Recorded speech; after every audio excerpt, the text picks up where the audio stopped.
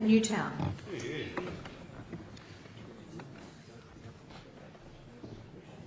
Madam Speaker, my question is for the Minister for Planning. Given the complexity and scale of the WestConnex project and the high level of public interest, will the Minister give a commitment that the exhibition period for all future environmental impact statements related to WestConnex will be no less than 60 days? Well, the Minister for Planning. Thank you, and hello again, everyone. Thanks, Madam Speaker.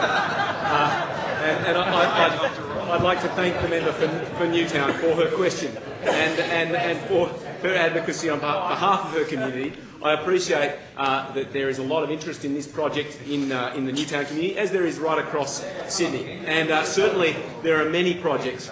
That the Baird government is getting on with, the Baird Grant government is getting on with across Sydney and across the regions. WestConnex is one, Sydney Metro is another, Sydney Light Rail, Parramatta Light Rail, Gosford Hospital, and all of those will involve a measure of disruption and dislocation, and it's important that the community can have their say in relation to all of these projects.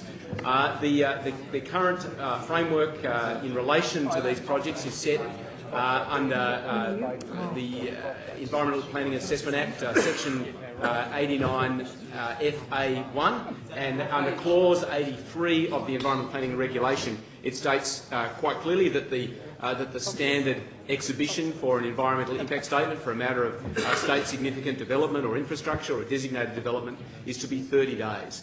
Now, I think given the complexity of these issues, I think what you raise is worthy of further consideration once of course the environmental impact statements themselves are completed.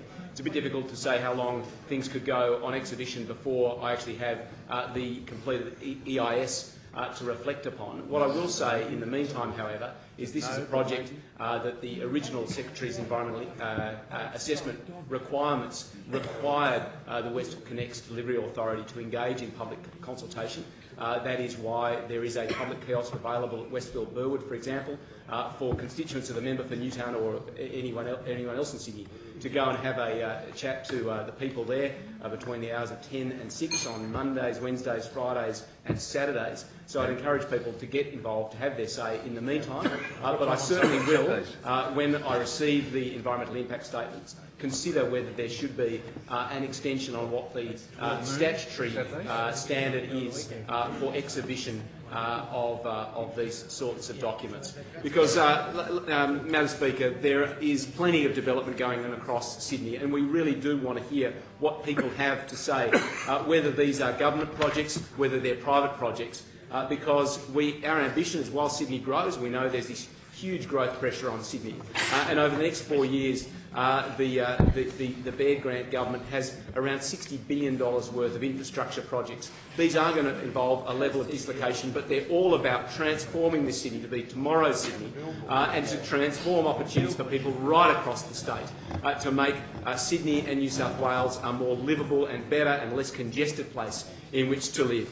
But Madam Speaker, perhaps I can best leave the conclusion in those immortal words of the village people, Madam Speaker, who said that together we will make our plans. Madam Speaker, together we will make a plan.